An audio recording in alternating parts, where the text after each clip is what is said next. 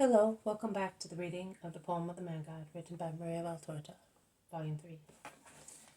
Chapter 396, Farewell to Hebron, Part 2.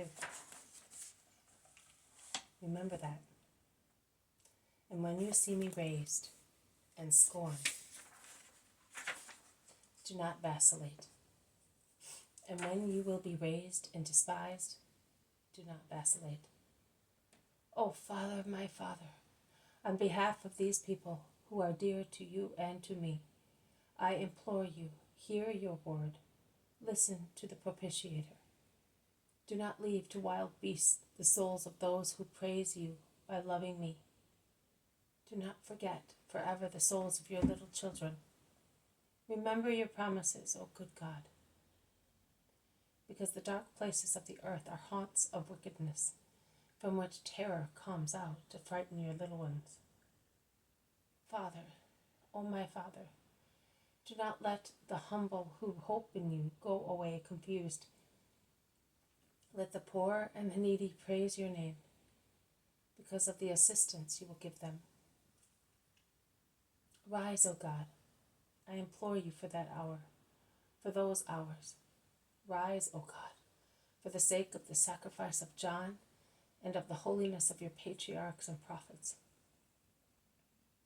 For the sake of my sacrifice, O Father, defend this flock of yours and mine. Grant them light in darkness, faith and strength against seducers. Grant them yourself, Father. Give them us, now, tomorrow, and always, until they enter your kingdom. Let us be in their hearts until they will be forever and ever where we are. Amen. And since there are no miracles to be worked, Jesus walks through the almost ecstatic crowds, blessing his listeners one by one. And he resumes his journey in the sun, which is already high, but is made tolerable by leafy trees in the cool mountain air. Behind him in a group, the apostles are talking. They are speaking eagerly to one another. What sermons! They make me shudder, says Bartholomew. But how sad they are. They make you weep, says Andrew with a sigh. It's his farewell. I am right. He is really moving towards his throne, exclaims Judas Iscariot. Throne? I think he refers to persecutions rather than honors, remarks Peter. Not at all. The time of persecutions is over. Ah, I am happy, shouts the Iscariot. You are lucky. I would like to be back in the days when we were not known, 2 years ago, or at the Clearwater. I tremble, thinking of future days, says John. Because you are faint-hearted. But I already see the future. Processions, singers, people prostrated, homage by other countries. Oh, it's time. Camels will really come from Midian and crowds from everywhere, and there will be a multitude, not just the 3 poor wise men. Israel as great as Rome, greater than Rome, the glory of the Maccabees, of Solomon, all glories will be exceeded. He, the King of kings, and we his friends. O Most High God, who will give me strength for that hour? I wish my father were still alive. Judas is elated. He is bright, evoking the future, which he dreams of living. Jesus is far ahead, but he stops. The future king, according to Judas, is thirsty, and he cups his hands to get some water from a little stream and drink, like a bird or a grazing lamb. He then turns round and says, There are some wild fruits here. Let us pick some to appease our appetite. Are you hungry, Master? Asks the zealot. Yes, I am, Jesus confesses humbly. No wonder. You gave everything to that poor wretch yesterday evening, exclaims Peter. But why did you not want to stop at Hebron? Asks Philip. Because God calls me elsewhere. You do not know.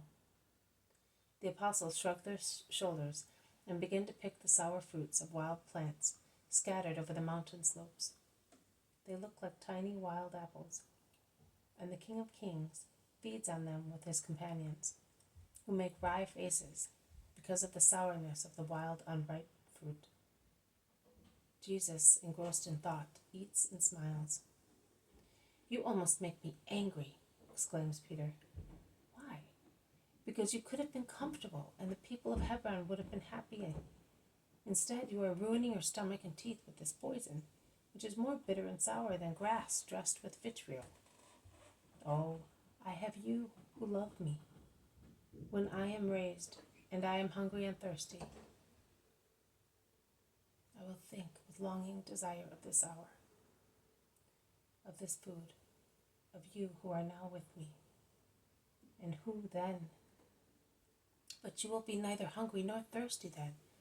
A king has everything, and we will be even closer to you, exclaims the Iscariot. You say so. And do you think that will not happen, Master? Asks Bartholomew. No, Bartholomew. When I saw you under the fig tree, its fruit was so sour that any man who had eaten of it would have had his tongue and throat scorched. But the sour fruit of a fig tree or of these plants is sweeter than a honeycomb, compared to what my accession will be for me. Let us go.